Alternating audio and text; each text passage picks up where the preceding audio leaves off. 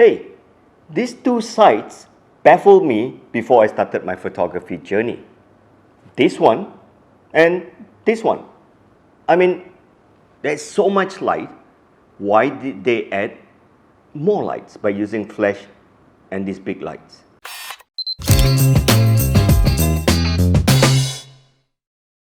So if you're one of those photographers that are starting out to use flash and induced light, this is going to be a fun adventure for you because there's so much to learn, especially if you think that adding lights is just going to make things brighter. It's far from that. Number one, adding light separates your subject. Well, this concept of photography is totally important. Every time you look at a photo, there must be a main story about that photo. That person, that flower, that perfume bottle, hell, even this burger. This is where you want the viewers to look at. And this is called the subject of the photo. And the subject of the photo most frequently gets to become the subject by being prominent, at the front, in rule of thirds, and bright enough. So that's where the fundamental of the problem is. Well, we only have one light source in this world, which is your sun. With one single sun, there is no way you can control this. If the sun is at the background like this picture, then the face of the subject will never be bright enough. So how do you do this? Well, if you're a natural lighting photographer, very simple. You just get the subject to turn around. But more frequently, that is not desirable because the background is beautiful over at this side. So how do you do this? You need to add lights. So number one, the concept of having lights to your subject will separate your subject from the background, which means that your subject always needs to be brighter than the background. And by saying that, you might have seen a lot of photos where the background is bright. I'm not saying that this is the only way to do it. My point is that your subject should be always well lit.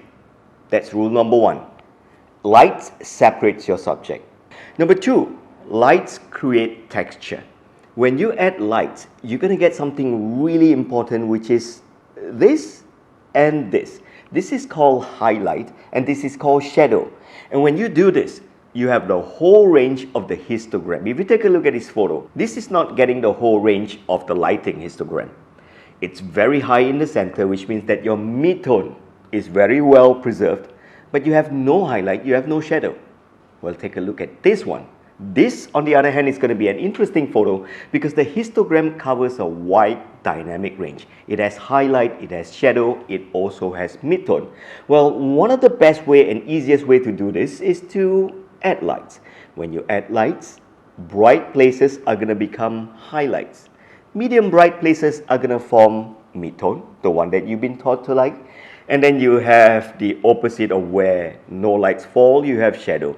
And it is this highlight and the shadow that creates texture. So when the eyes look at it, you see like, wow. If you really zoom in, it's just a lot of highlight and shadow, and that's how you get texture. So texture is really important because it tells you what the subject is made of. Leather, shiny plastic, glass. That's why you don't have shadow. Everything that you shine on it returns back to you or goes through it. And since we understand that highlight and shadow creates texture, thirdly, photographers add light to create shape and dimension. That's what they're doing here. That gives you the illusion that this thing looks this shape. Take away all this, it may even look flat. And the list of why photographers add lights, extensive. But one more, colors.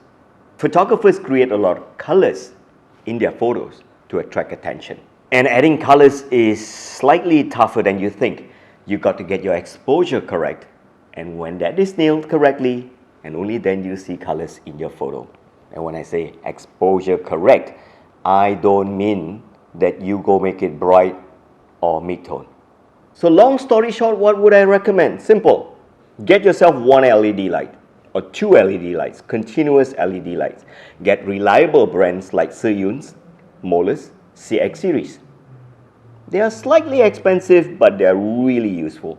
I use them for shoots all the time, indoor, outdoor, on location, off location.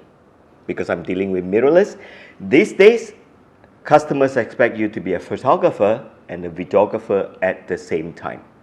It's two genre mixed together.